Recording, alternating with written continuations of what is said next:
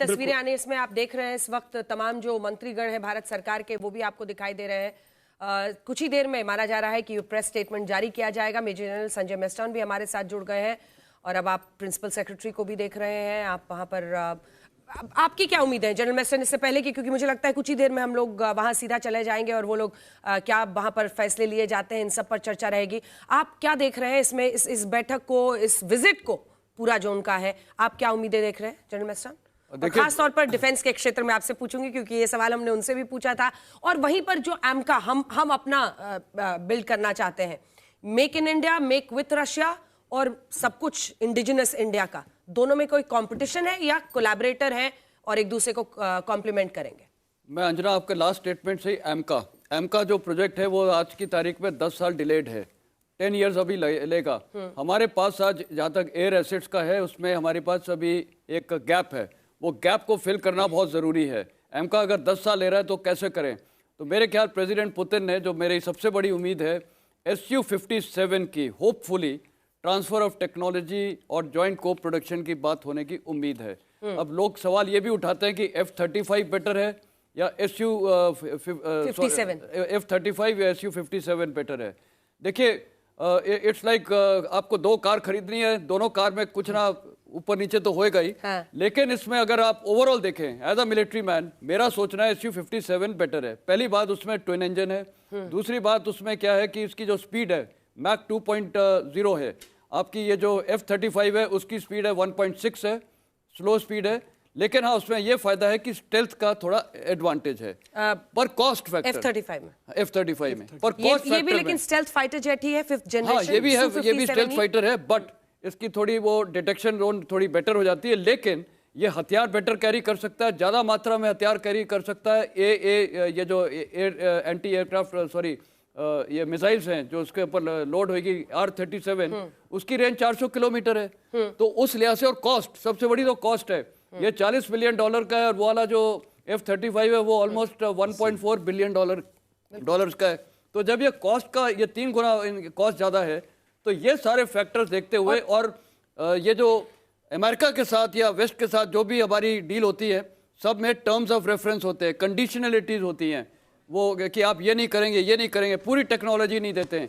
यहाँ पर तो पूरी टेक्नोलॉजी देने के लिए तैयार है, जॉइंट प्रोडक्शन करने के लिए तैयार है, तो ये विन विन सिचुएशन है।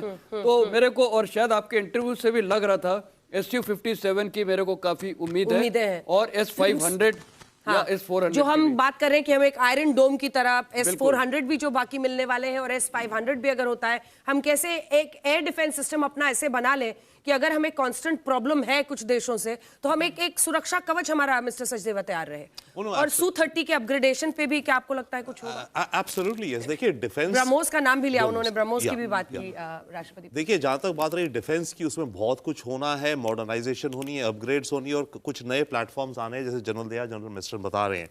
But main focus of course in पे है। इसके अलावा इक्वल फोकस मेरे विचार से अभी जो इसमें मीटिंग्स हो रही हैं वो हो रहा है कि नॉन डिफेंस मानो, नॉन ऑयल मानो, ऑयल एक अलग बकेट है, क्या क्या और करा जा सकता है। जो क्वेश्चन आपका था कि चाइना अगर हावी हो रहा है रशिया में, चाइना बिल्कुल हावी हो रहा है। सारे एयर कंडीशनर, सारी कारें, सारे रेफ्रिजरेटर, जूते, चप्पल, कपड़े, टेक्सटाइल सब चाइना से आ रहा है।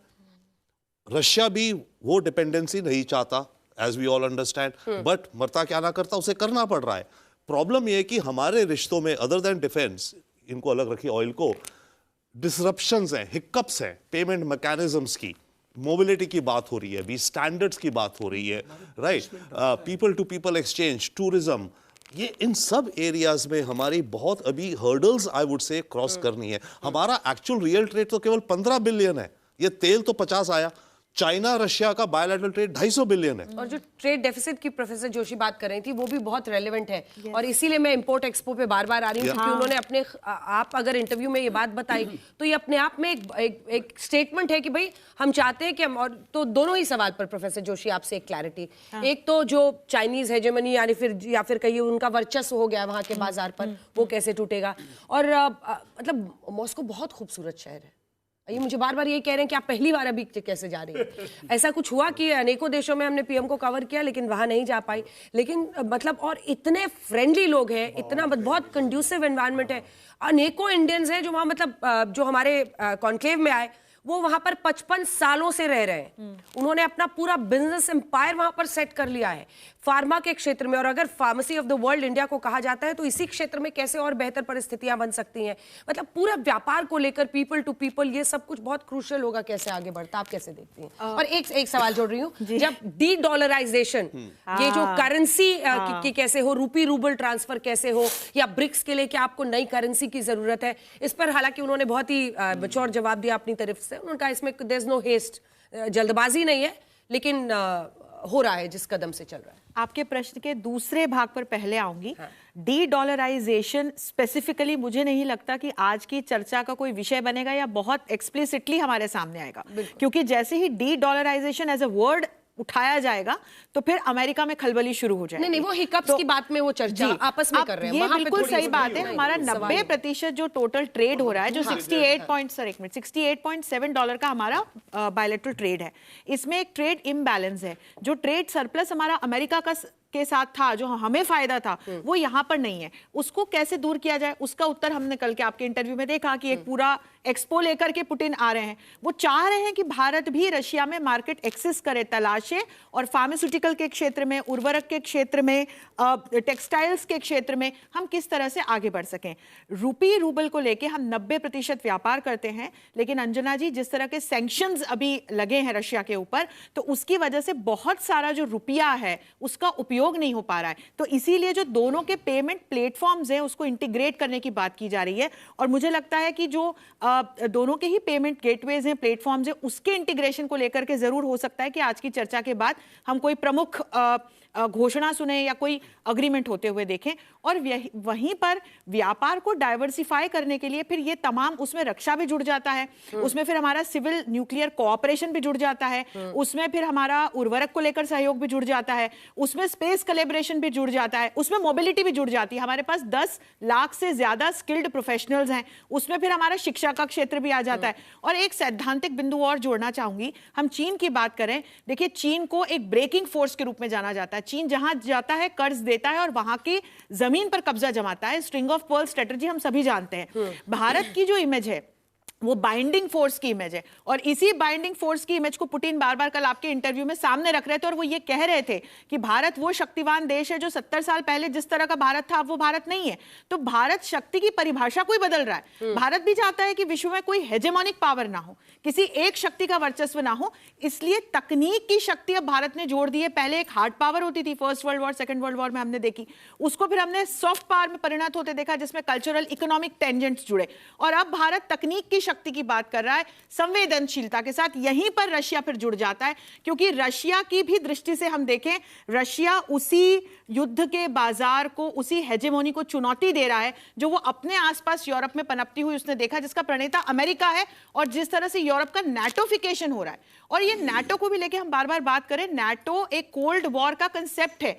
तो वॉर्सो पैक्ट जो था, जो तत्कालीन यूएसएसआर के नेतृत्व में बना था, वो शीत युद्ध की समाप्ति के बाद नलीफाई हो गया। लेकिन नाटो बजाय समाप्ति के, ये एक मिलिट्री अलायंस था, ये और स्ट्रेंथन होता गया। तो इसको नेटो पर भी मैंने उनसे स्पेसिफिक सवाल पूछा था। मैंने कहा कि नेटो आपके लिए रियल थ्रेट है या सिर्फ एक प्रीटेक्स्ट है, क्योंकि आपने कहा था कि ईस्टवर्ड एक्सपेंशन नेटो का हमको मंजूर नहीं है, और हमको आपने इस पे कमिटमेंट दिया था, लेकिन आप अपनी बात पर नहीं टिके रहे। तो आपके लिए क्या है? जिसके बाद वो लीडिंग क्वेश्चन था की वाला कि it's the mother of all Russian cities. तो नेटो को भी लेकर उनकी स्थिति बिल्कुल साफ दिखी जनरल दयाल। देखिए, नेटो जो है 90s की भी बात की उन्होंने ना, ट्रीटी की बात की, 90 पब्लिक डिक्लेरेशन की बात की।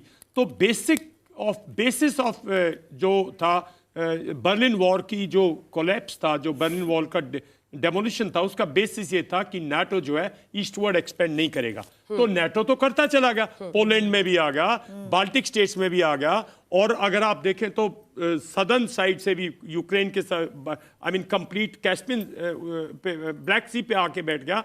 तो जो उसकी एक्सपेंशन हुई है, उसका जो सिक्योरिटी है अपनी रशिया की, उस पर डायरेक्ट इम्पैक्ट है। इसलिए वो बार बार कह रहे हैं कि नाटो अगर वायलेट नहीं करता, और एक लड़ाई का मुख्य कारण ये है कि आपने यूक्रेन में नाटो ने इन्फ्लुएंस करके पॉपुलेशन का माइंड सेट करके, उन्होंने बताया ना कि पॉपुलेशन एंटी कर दी, पूरा सेंटीमेंट बदल दिया।